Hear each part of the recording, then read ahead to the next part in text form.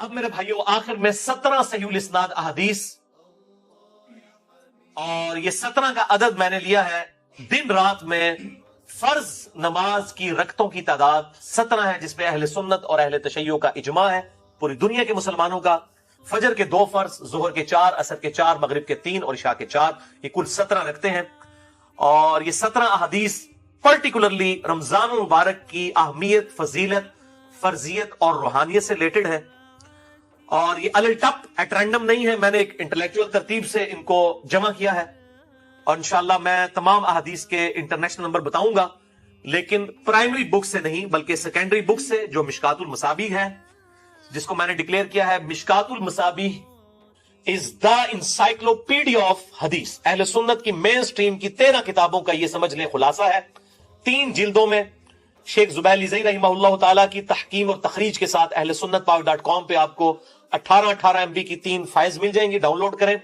मैं अक्सर इसकी तरगीब दिलाता हूं। अल्हम्दुलिल्लाह बुखारी, मुस्लिम, अबू दाऊद, तिरमिज़ी, निसाई, इब्न माजा, अल मुवत्ता, इमाम मालिक, मुस्नद अहमद, सुनन कुबरा, अल बैहकी, अल मुस्तदरक लिल हाकिम और बाकी किताबों से ये नोट्स हैं। अहले सुन्नत की किताबों का निचोड़ 6294 अहादीस, 6294 अहादीस का मजमुआ है, और इसमें अहादीस की रेपिटेशन नहीं है। इसके नंबर्स मैं इंशाल्लाह इंटरनेशनल बताऊंगा, और उसके फुट नोट पे आपको प्राइमरी बुक्स के नंबर्स भी मिल जाएंगे, और उसके साथ हुक्म लगा हुआ भी मिल जाएगा इंशाअल्लाह ताला। बाकी इसी मिशकात के तारुफ पे मेरा डिटेल लेक्चर है, मसला नंबर 111B, मिशकातुल मसाबीह का मुकम्मल तारुफ। जिसे शौक हो तो अहले सुन्नत पाक.com पे उसे देखें। पहली हदीस सही बुखारी और सही मुस्लिम की मुत्तफकुन अलैह हदीस है। मिशकात में इसका नंबर है 4। आप सल्लल्लाहु अलैहि वसल्लम ने फरमाया, इस्लाम की बुनियाद 5 चीजों पर है। कितनी चीजों पर? 5। नंबर 1, इस बात की गवाही दो कि अल्लाह के सिवा कोई माबूद नहीं, वो अकेला है, और मोहम्मद सल्लल्लाहु अलैहि वसल्लम उसके बंदे और उसके रसूल हैं। नंबर 2, नमाज कायम करना। नंबर 3, ज़कात देना। नंबर 4, अल्लाह की राह में इस्तिताअत हो तो हज करना। और नंबर 5, रमजान के रोजे रखना। यानी रोजा रखना इस्लाम की बुनियादों में से एक बुनियाद है। जो रोजे छोड़ देता है तो वो आप समझ ले एक ऐसी बुनियाद को हटा रहा है कि उसकी ईमान की और इस्लाम की इमारत धड़म से नीचे गिर पड़ेगी। ये वो इमारत नहीं है कि जिसमें 5 में से एक स्तून हटा ले तो 4 उत्ते खलोती रहेगी ना। जी 4 दे उत्ते चलने वाली गड्डी है, भी टायर ला लो ना तो गड्डी चल नहीं सकती। तो ये 5 वाली है, इसमें से एक भी आप अगर स्किप करेंगे तो आपके इस्लाम की इमारत नीचे गिर पड़ेगी। दूसरी हदीस भी बुखारी और मुस्लिम की मुत्तफकुन अलैह हदीस है, मिशकात में 1956 है। आप सल्लल्लाहु अलैहि वसल्लम ने फरमाया, जब रमजान मुबारक का महीना आता है तो आसमान के दरवाजे खोल दिए जाते हैं। दूसरे तरीक में आया है जन्नत के दरवाजे खोल दिए जाते हैं। तीसरे तरीक में आया है रहमत के दरवाजे खोल दिए जाते हैं। ये सारे अल्फाज बुखारी और मुस्लिम में है। और फिर साथ ही अल्फाज है कि जहन्नम के दरवाजे, आग के दरवाजे बंद कर दिए जाते हैं और शयातीन जकड़ दिए जाते हैं। अच्छा, यह है कि शयातीन जो है वो कैद कर, अक्सर लोग सवाल कर रहे होते हैं ये अगर शयातीन कैद कर दिए जाते हैं, फिर भी चंद लोग हैं जो नमाज नहीं पढ़ते, चंद नहीं अक्सर लोग नहीं पढ़ रहे होते फिर भी।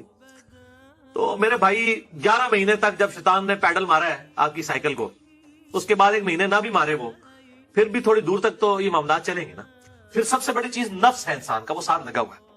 ये सर्कस शयातीन, बड़े बड़े शयातीन जो है वो कर दिए जाते हैं। बाकी जो इंसान के साथ शयातीन छोटे मोटे लगे वो तो चलते रहेंगे, अल्लाह ताला की तरफ से खास मदद आ जाती है। बाकी जड़े थे पैड़े, काबे भी पैड़े। अगर किसी ने अपनी इस्लाह खुद नहीं करनी है तो उसकी रमजान में कोई इस्लाह नहीं होनी है, अल्लाह ताला की तरफ से एक मदद मिल जाती है।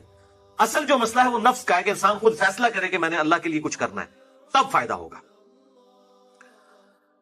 तीसरी हदीस जामिया तिरमिज़ी, सुनन इब्न माजा में है और सही सनद के साथ मुस्नद अहमद में है, और मिशकात में आपको 1960 के फुट नोट पे और 1961 में मिल जाएगी। आप सल्लल्लाहु अलैहि वसल्लम ने फरमाया, रमजान में आसमान के दरवाजे खोल दिए जाते हैं, आग के दरवाजे बंद कर दिए जाते हैं, तमाम सरकश शयातीन जकड़ दिए जाते। इसमें अल्फाज आगे सरकश, बुखारी मुस्लिम में सरकश नहीं था, इससे पता चला कि खास शयातीन जो बड़े हैं वो जकड़े जाते हैं।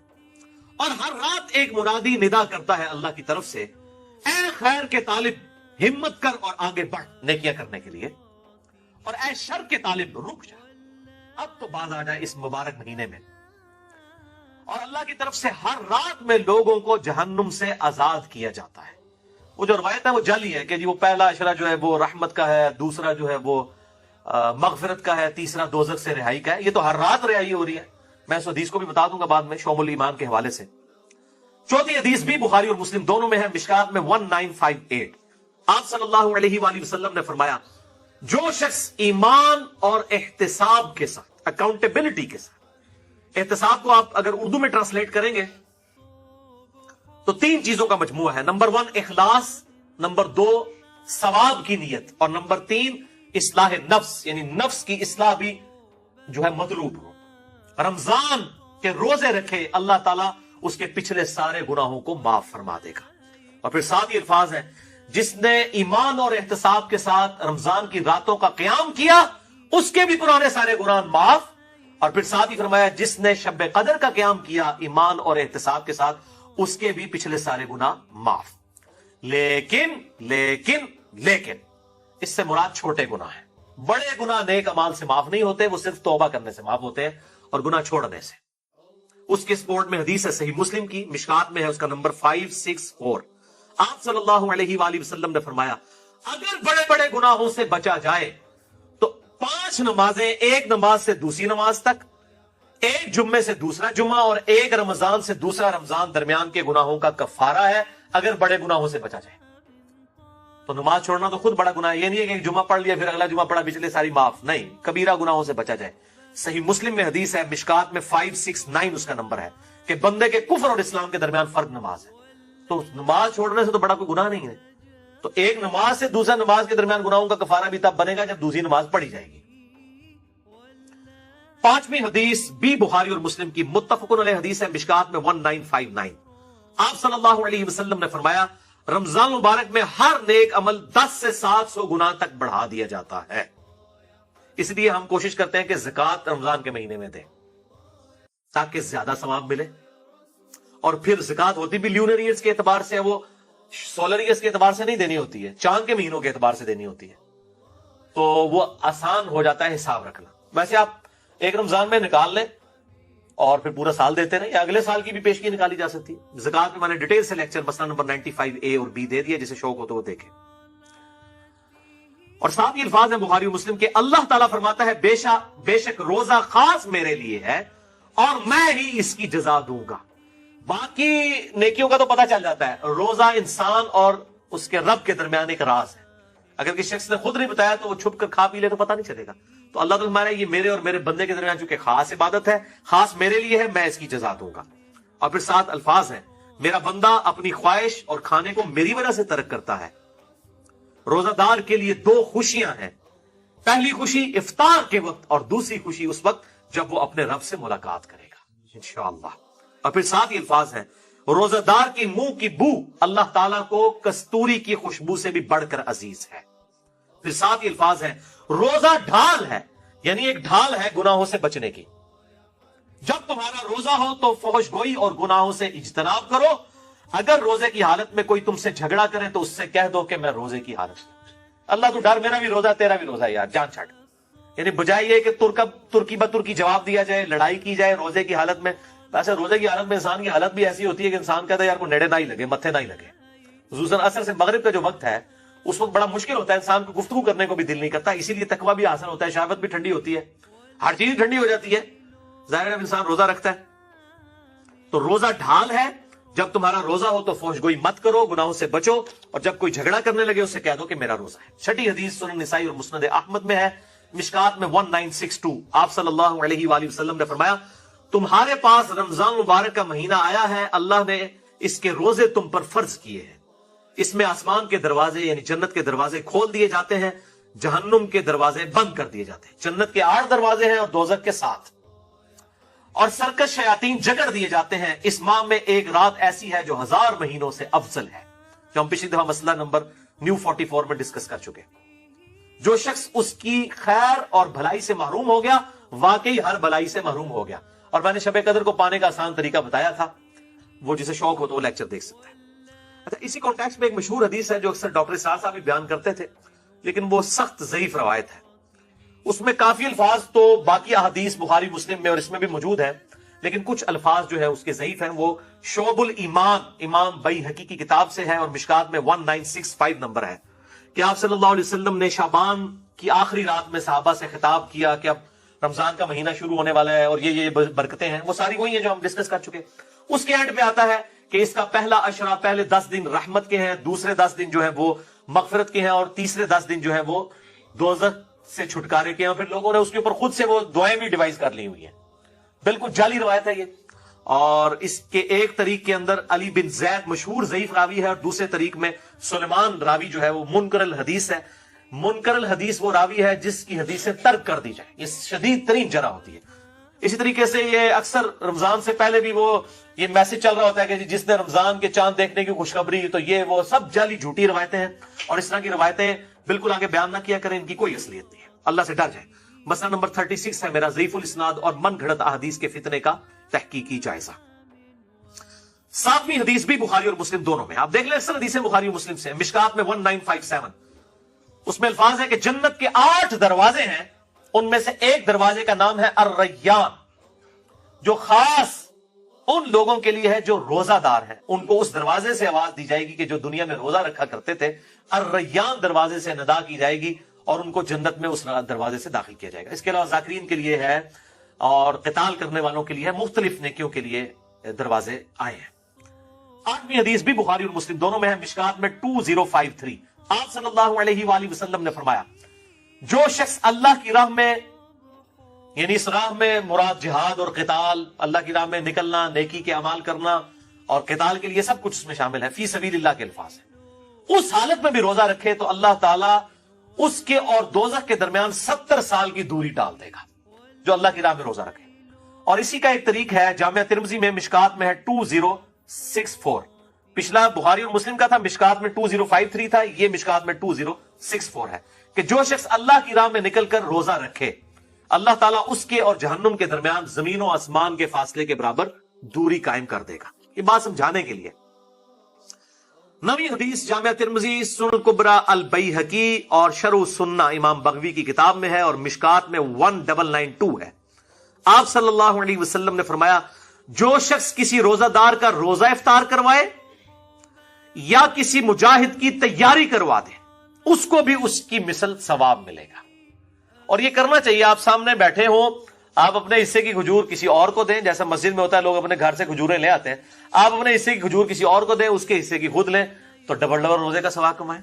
چوپڑیاں نہ دھو دو تو روزہ کھلوانے والے کے ثواب میں اس کو بھی اس ثواب ملے گا، اور جس نے رکھا ہے اس کے ثواب میں کمی بھی نہیں ہوگی. 10ویں حدیث جامعہ ترمذی اور سنن ابن ماجہ سے ہے، اور مشکات میں 2249 ہے. آپ صلی اللہ علیہ وآلہ وسلم نے فرمایا، 3 آدمیوں کی دعا ضرور قبول ہوتی ہے. نمبر 1، روزہ دار جب افطار کے وقت دعا کرتا ہے. نمبر 2، عادل بادشاہ. اور نمبر 3، مظلوم کی دعا.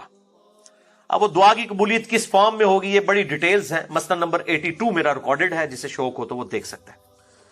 11ویں حدیث یہ واحد ہے جو مشکات میں نہیں ہے، سنن ابن ماجہ میں ہے 1753. جو پچھلی تھی وہ سنن ابن ماجہ میں 1752 ہے، جو مشکات میں 2249 ہے. یہ مشکات میں نہیں لیکن سنن ابن ماجہ میں. اس سے اگلی حدیث ہے 1753 کہ آپ صلی اللہ علیہ وآلہ وسلم نے فرمایا، افطار کے وقت کی گئی دعا رد نہیں کی جاتی. اس میں الفاظ تھے کہ دعا قبول ہوتی ہے، اس میں الفاظ ہے رد نہیں کی جاتی. اور اس حدیث میں ساتھ ہی الفاظ ہیں کہ عبداللہ ابن عمر ابن عاص رضی اللہ تعالیٰ عنہ کے بارے میں عبداللہ ابن ابی ملیکہ تابعی کہتے ہیں کہ جب بھی وہ روزہ کھولا کرتے تھے، یہ حدیث بیان کیا کرتے تھے کہ روزے دار کی افطار کے وقت دعا رد نہیں جاتی، اور پھر ساتھ دعا کیا کرتے تھے، اللہم انی اسألک برحمتک، اے اللہ میں تجھ سے تیری رحمت کا سوال کرتا ہوں، التی وسعت کل شیء ان تغفر لی، کل شیء ان تغفر لی، وہ رحمت جو کہ ہر چیز کا احاطہ کیے ہوئے ہے کہ اے اللہ تو میری مغفرت فرما دے. تو کوئی بھی دعا کی جا سکتی ہے، رب اجعلنی کی جا سکتی ہے، ربنا آتنا فی الدنیا کی جا سکتی ہے، کوئی بھی دعا آپ اس وقت کر سکتے ہیں. اور ایک مسنون دعا ہے، سحری کی تو کوئی دعا ثابت نہیں ہے، یہ جعلی دعا پبلک کی، کل کے روزے کی نیت کرتا ہوں، اس دن کے روزے کی نہیں، اگلے کل کے روزے کی، وہ تو کسی کتاب میں نہیں لکھی ہوئی ہے، خود سے جعلی دعا بنائی ہوئی ہے. البتہ افطار کی ایک صحیح دعا ہے، سنن ابی داؤد میں مشکات میں 1993 ہے، ذهب الظمأ وابتلت العروق وثبت الاجر ان شاء اللہ. ذهب الظمأ وابتلت العروق وثبت الاجر انشاءاللہ، یعنی پیاس چلی گئی، رگیں تر ہو گئی، اور اللہ کے حضور ہمارا اجر پکا ہو گیا. یہ اس کا ترجمہ ہے. لیکن یہ روزہ کھولنے کے بعد، پانی پینے کے بعد یہ دعا مانگی جائے گی، پہلے نہیں. پہلے آپ صبح شام کے اذکار کریں. سب سے بہتر ٹائم شام کے اذکار کا مغرب سے جسٹ پہلے ہے، کیونکہ شام کا وقت وہ ہوتا ہے، مغرب کے بعد تو رات شروع ہو جاتی ہے نا. سب سے بہترین وقت وہ ہے. اور جو دعائیں ہیں سنت وہ پڑھیں، قرآنی دعائیں پڑھ سکتے ہیں. البتہ ایک مشہور جو پبلک میں دعا ہے وہ بالکل مردود روایت ہے، مرسل ہے، منقطع روایت ہے، وہ تابعی سے ہے، اور تابعی صحیح مسلم کے مقدمے میں آیا ہے کہ تابعی جب نبی صلی اللہ علیہ وسلم سے بیان کرے گا اور صحابی کا ذکر نہیں کرے گا وہ منقطع ہوگی، مرسل ضعیف روایت ہوگی. مشکات میں 1994 ہے، سنن نبی داؤد کے کانٹیکسٹ میں معاذ بن زہرہ تابعی سے ہے، یہ روایت پھر ضعیف ہوگی.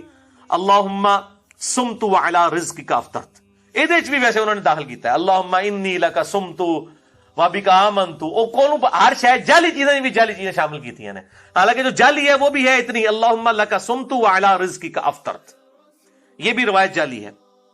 اور اصل دعا وہی ہے، ذهب الظمأ وابتلت العروق وثبت الاجر انشاءاللہ. تو اس کے علاوہ جو دعائیں ہیں سنت وہ آپ کر سکتے ہیں. اور بیسٹ دعا وہی ہے جو بخاری اور مسلم میں آئی، ربنا آتنا فی الدنیا حسنہ وفی الآخرۃ حسنۃ وقنا عذاب النار. شام کے اذکار بھی کریں جو بلو کارڈ پہ ہم نے لکھے ہوئے ہیں. 12ویں حدیث صحیح مسلم سے ہے، اور یہ حدیث بخاری کو چھوڑ کے باقی اہل سنت کی 5 کتابوں میں موجود ہے. صحیح مسلم، ترمذی، ابو داؤد، نسائی، ابن ماجہ میں، مشکات میں ہے 2047. اور یہ چونکہ رمضان سے کمپلیمنٹری ٹاپک ہے اس لیے میں حدیث بیان کر رہا ہوں کہ آپ صلی اللہ علیہ وآلہ وسلم نے فرمایا جس نے رمضان کے روزے رکھے اس کے بعد اس نے شوال کے 6 روزے رکھ لیے، وہ گویا اس طرح ہے کہ اس نے پورے سال کے روزے ہی رکھ لیے، ہمیشہ کے روزے رکھے. اور اس میں کوئی ضروری نہیں ہے کہ آپ نے ایک روزہ فوراً رکھنا ہے، بعد میں سکیٹرڈ فارم میں رکھ لیں، یا فوراً ہی 6 روزے رکھنے ہیں. پورے شوال میں جس وقت آپ کا دل کرے آپ شوال کے مہینہ ختم ہونے سے پہلے وہ روزے رکھ لیں. 6 کی گنتی پوری کرنی ہے. بہتر یہ ساتھ ہی رکھ لیں کیونکہ ایک روٹین بنی ہوتی ہے، عید کے فوراً بعد شروع کریں تو رکھنے بھی آسان ہو جاتے ہیں، گیپ آ جائے پھر مسئلہ بن جاتا ہے، لیکن رکھ سکتے ہیں، کوئی اس میں ایشو نہیں ہے. اور پرانے جو فقہ حنفی کے بزرگ تھے وہ تو ان کو بدعت کہا کرتے تھے اور ان روزوں کو نہیں مانتے تھے. آج کے فقہ حنفی کے لوگ بھی ان روزوں کو مانتے ہیں اور انہوں نے یہ اپنے بزرگوں کا مسئلہ چھوڑ دیا ہے. تو ہم کہتے ہیں باقی مسئلوں میں بھی جو آپ کے بزرگ غلط ہیں اس سے بھی آپ بیک فوٹ پہ جائیں.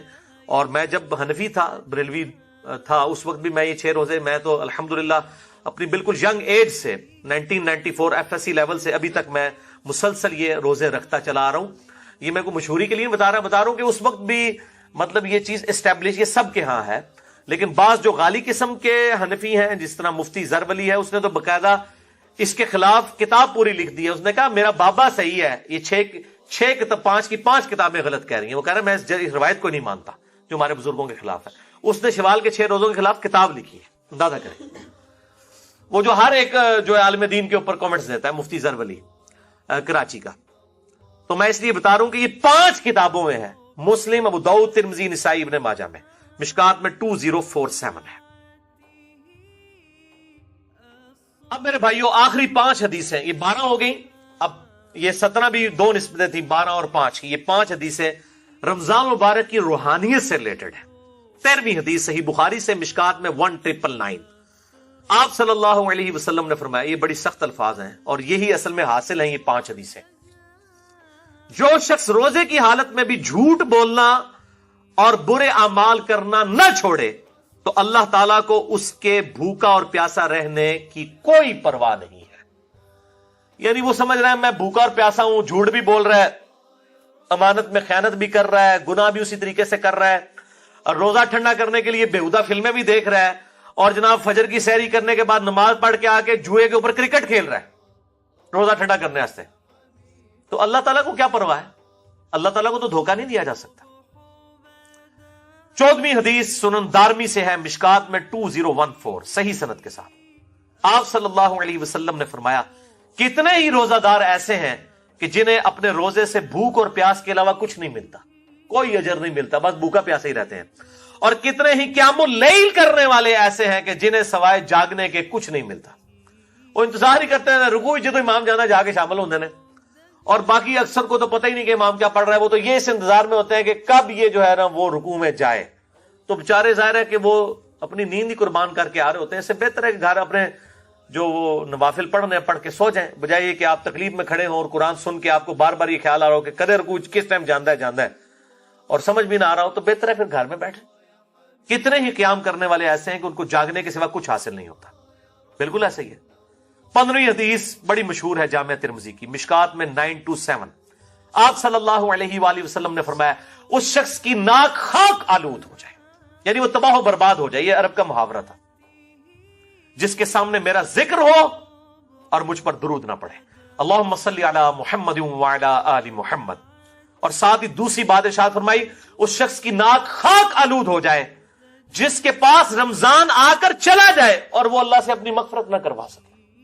اتنا بہترین نیکیوں کا موسم آئے اور اپنی مغفرت نہ کروا سکے, برباد ہو جائے ایسا شخص جو رمضان میں اپنی مغفرت نہ کروا سکے. اور تیسری چیز فرمائی اس شخص کی ناک خاک آلود ہو جو اپنے ماں باپ میں سے دونوں یا کسی ایک کو بڑھاپے کی حالت میں پائے اور پھر ان کی خدمت کر کے جنت نہ کما سکے. اس کو بھی برباد ہی ہو جانا چاہیے جس کے پاس اس کے ماں باپ جنت کی شکل میں دونوں یا دونوں میں سے ایک موجود تھا کہ اس کی خدمت کر. اور یہ جو الفاظ ہے نا کہ اس کی ناک خاک آلود ہو, برباد ہو جائے, جو ماں باپ کو کی خدمت کر کے جنت نہ کما سکے, یہ الفاظ صحیح مسلم میں بھی موجود ہے. صرف اتنے الفاظ, یہ حدیث مسلم میں بھی ہے اتنے الفاظ کے ساتھ. اچھا, اسی حدیث کا ایک مشہور طریق ہے, وہ مشکات میں تو نہیں ہے, المستدرک للحاکم میں ہے صحیح سند کے ساتھ 7256, جس کی امام حاکم نے بھی تصحیح کی ہے, امام ذہبی نے بھی, شیخ البانی نے بھی, اور شیخ زبیر علی زئی صاحب نے بھی رحمہم اللہ اجمعین. بڑی مشہور حدیث ہے کہ آپ صلی اللہ علیہ وآلہ وسلم ایک دن ممبر پر چڑھے, پہلی سیڑھی پر قدم رکھا تو فرمایا آمین, پھر دوسری پر رکھا فرمایا آمین, پھر تیسری پر رکھا تو فرمایا آمین. صحابہ نے پوچھا آج آپ نے ایسا عمل کیا جو اس سے پہلے کبھی نہیں کیا؟ تو آپ صلی اللہ علیہ وآلہ وسلم نے فرمایا کہ جبرائیل علیہ السلام حاضر خدمت ہوئے تھے اور انہوں نے مجھ سے ریکویسٹ کی کہ میں جو دعا کروں اے اللہ کے محبوب صلی اللہ علیہ وآلہ وسلم آپ اس میں مہر ثبت کریں آمین کہہ کر. تو جبرائیل نے پہلی دعا کی کہ برباد ہو جائے وہ شخص جس کے سامنے میرا ذکر ہو اور وہ مجھ پر درود نہ پڑھے. اللہم صلی علی محمد وعلی آل محمد. تو میں نے کہا آمین, برباد ہو جائے واقعی. دوسری بات, اس میں ترتیب ذرا ڈیفرنٹ ہے, دوسری ترتیب جو ہے اس میں دوسرے والی الفاظ ڈیفرنٹ ہے. اس میں الفاظ ہیں دوسرے, برباد ہو جائے وہ شخص کہ جس کو ماں باپ دونوں یا دونوں میں سے کوئی ایک بڑھاپے کی حالت میں ملے اور وہ ان کی خدمت کر کے جنت نہ کما سکے. تو میں نے کہا آمین, برباد ہو جائے ایسا شخص. اور تیسرا انہوں نے کہا کہ جو رمضان کا مہینہ پائے اور اپنی مغفرت نہ کروا سکے ایسا شخص بھی برباد ہو جائے. تو میں محمد صلی اللہ علیہ وآلہ وسلم میں نے مہر ثبت کر دی کہ واقعی وہ برباد ہو جائے, والعیاذ باللہ تعالی. تو میرے بھائیوں بڑے پیشن کے ساتھ اس دفعہ رمضان کو اس نیت سے گزاریں کہ انشاءاللہ اس میں ہم نے اپنی مغفرت کروانی ہے انشاءاللہ تعالی. سیکنڈ لاسٹ حدیث 16ویں, مسند احمد سے, المستدرک للحاکم سے, شعب الایمان امام بیہقی کی کتاب سے, اور مشکات میں اس کا نمبر ہے 1963. آپ صلی اللہ علیہ وآلہ وسلم نے فرمایا قیامت کے دن روزہ اور قرآن دونوں شفاعت کریں گے, اللہ کے حضور سفارش کریں گے. روزہ کہے گا اے میرے رب میں نے اس کو دن بھر کھانے پینے اور خواہشات نفسانی سے روکا رکھا, اے اللہ اس کے متعلق میری شفاعت قبول کر اسے بخش دے.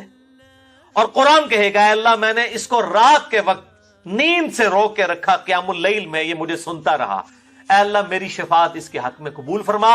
اور اس حدیث میں الفاظ ہیں کہ اللہ تعالیٰ روزہ اور قرآن دونوں کی شفاعت قبول فرما لے گا الحمدللہ. اور صحیح مسلم میں بھی ایک حدیث ہے, القرآن حجت لک او علیک, قرآن یا تیرے حق میں حجت ہے یا تیرے خلاف حجت ہے. اللہ تعالیٰ اس قرآن کو ہمارے حق میں حجت فرمائے آمین. آخری حدیث 17ویں حدیث مسند احمد سے, مشکات میں ہے اس کا نمبر 5331. یہ آخر میں نے رکھی تھی, بہت کریٹیکل ہے. آپ صلی اللہ علیہ وآلہ وسلم نے فرمایا جس شخص نے دکھلاوے کے لیے نماز پڑھی اس نے شرک کیا, جس نے دکھلاوے کے لیے روزہ رکھا اس نے شرک کیا, اور جس نے دکھلاوے کے لیے اللہ کی راہ میں صدقہ کیا اس نے شرک کیا, والعیاذ باللہ تعالی. یعنی روزہ بھی تبھی قبول ہے جب اللہ کے لیے رکھا جائے. اکثر لوگ بڑے فخریہ کہہ رہے ہوتے ہیں میرا تو آج 8 پیارا روزہ ہے, فخریہ بتا رہے ہوتے ہیں. بھائی آپ نے اللہ کے لیے رکھا ہے, لوگوں کو جاگے کیوں اناؤنسمنٹ کر رہے؟ اللہ کے لیے روزہ ہونا چاہیے. اخلاص نہیں ہوگا, اللہ کے لیے پروٹوکول نہیں ہوگا تو اس روزے کا کوئی فائدہ نہیں ہے. اور سورۃ الانعام کی آیت نمبر 162 مجھے ضمناً یاد آ گئی. قل ان صلاتی و نسکی و محیای و مماتی للہ رب العالمین.